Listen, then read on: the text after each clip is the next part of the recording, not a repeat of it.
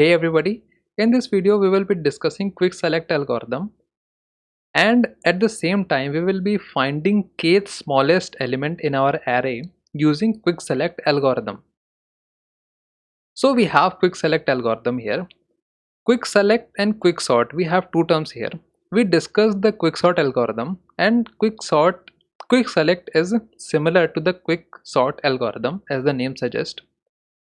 In this both algorithm we partition our array. But in quicksort algorithm, we actually sort the array, but we are not going to sort the array in quick select. We are just partitioning our array with respect to the pivot.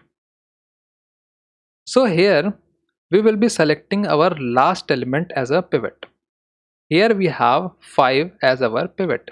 So we will perform partition with respect to the 5. Okay, one more thing.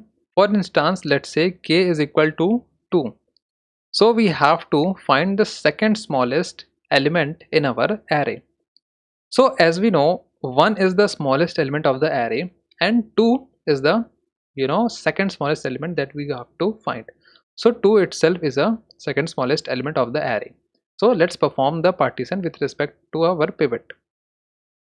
So we are going to perform a partition. So as we know, all the elements smaller than pivot will be the left side of the pivot, and all the elements greater than 5 is right side of the pivot. So we got 1, 3, 2, 4, and then pivot, and then we got 8. So this is what we have after partition. Now this was our pivot, the element 5. Now if we do the indexing, we got 0, 1, 2, 3, 4 and 5. So 4 is the index of our pivot after first partition. Now if we add 1 to our pivot index, now is pivot index plus 1 is equal to k here. Now is 5 is equal to k is 2, so 5 is not equal to 2. Okay, we got 5 as after addition 1 to our pivot index. So 5 is the fifth smallest element of our array. Okay, here the index is 4. Now if we add 1 to the index, we got 5. So this particular element is the fifth smallest element of our array. So since we have to find the second smallest element, because k is equal to 2, so clearly this is not what we want. Now 5 is not equal to 2. And one more thing where we have to check, that is 5 greater than 2 or 5 less than 2. Since 5 is greater than 2, then we have to limit our search to the left side of the pivot, and we have to ignore the right part. So we have 1, 3, 2 and 4. Now we again select the last element as our pivot. We will perform the partition. After partition, you can see that nothing changes to our array because all the elements are smaller than our pivot. Now we will do the indexing. We got 0, 1, 2 and 3 here. 3 is the index value of our pivot element. Now 3 plus 1, we got 4. Now 4 is the fourth smallest element in our array, but we don't have to find fourth smallest element, we have to find second smallest. Now 4 is greater than 7, so we have to perform our all the calculation or algorithm to the left side. Okay, now we got 1, 3 and 2. We again select the last element as our pivot. Now we will perform the partition. After partition we got 1, 2 and 3. This was our pivot. We got indexing 0, 1 and 2. So index of this pivot element is 1, and if we add 1 to 1, we got 2, and this is equal to k. So we got our second smallest element, and that is 2 here. Okay, I know this is a bit confusing for the first time to understand, so I suggest to watch this again and things will be more clear. What we had done, we had select the last element as our pivot and perform the partition. Now here we have our pivot, here 5, and the index is 4. Now if we add 1 to the index value, 4 plus 1, we got 5. So our pivot element is the fifth smallest element in the array. This is what the quick select algorithm actually is. But we don't have to find the fifth smallest, we have to find second smallest because the value of k is 2 here. So we have to perform our calculation or all the algorithm again and again.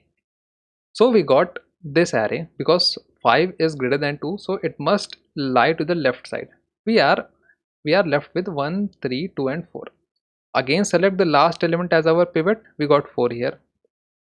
4 is our pivot element. Now after performing the partition, we only left with this only because all the elements are smaller than 4 and it lies to the left side. Now the index value is 3. Now 3 plus 1 is 4. So this pivot element is fourth smallest element in our array, but we don't have to find fourth smallest, we have to find second smallest. So we will perform again, and 4 is greater than 2, so we have to look to the left side. We got left side here 1, 3 and 2. Again select last element as our pivot and perform the partition. After partition we got 1, 2 and 3 here. Now this was our pivot element, and the index is 1. Now is 1 plus 1 is equal to our k. Yes, 1 plus 1 is equal to 2, and also we have to find the second smallest element. So this is actually the pivot is our element that we have to find. So this was our algorithm. Now let's talk about the time complexity of this one. Okay, quick select is pretty quick in searching.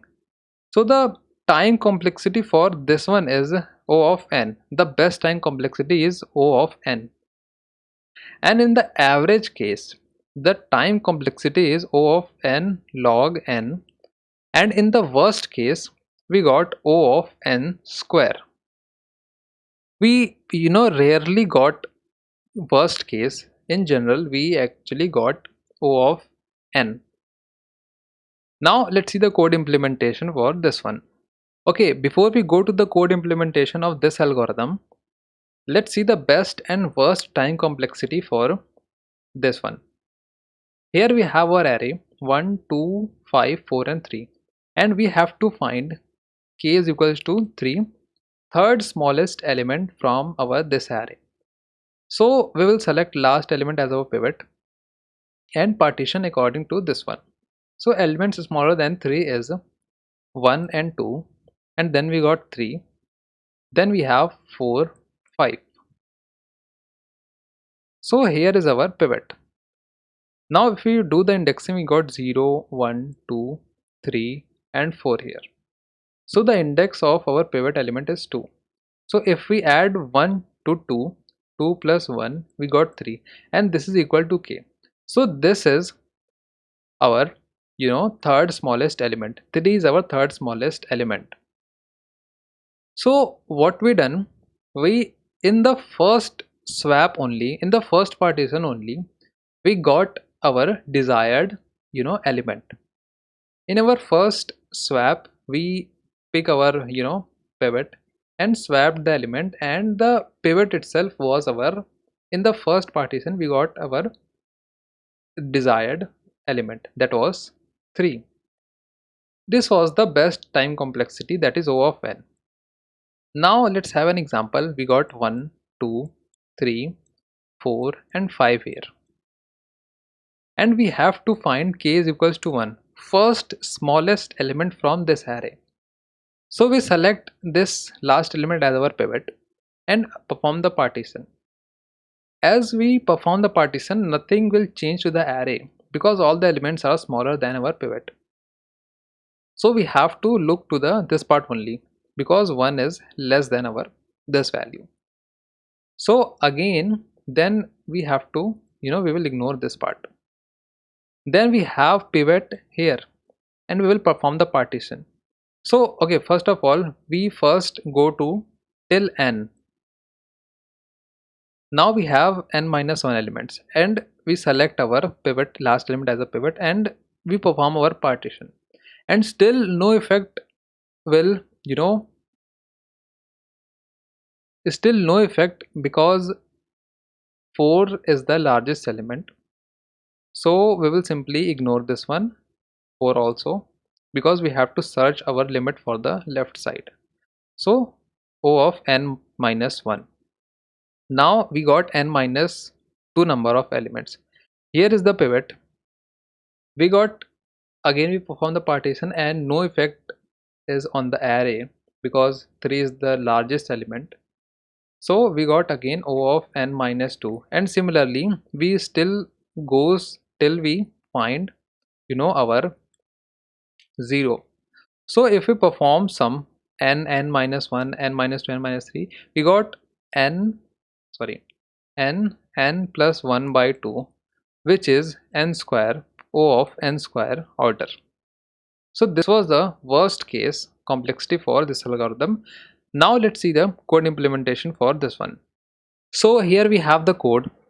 As you can see, here we have a function called partition. This function will actually give us the location of the pivot element after all the swapping or after all the partition. Here this function takes the input array.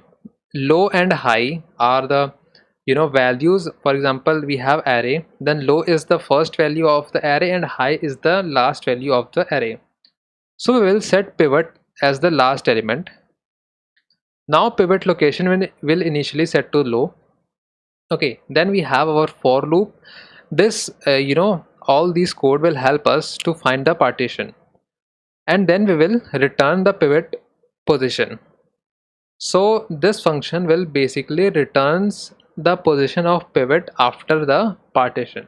Okay, then we have a function called kth smallest.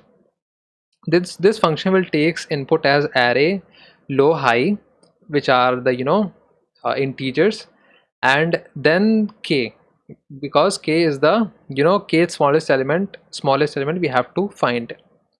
Okay, then we declared a partition variable which will give us the position of pivot after the first partition. This partition is the same function that we have defined here.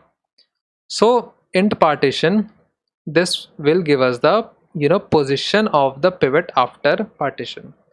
Now if partition is equal to k, we have discussed in the algorithm, if partition is equal to k, then we have to simply return that particular value, and if partition is less than k, then we will simply shift our all the algorithm to the right side of the partition.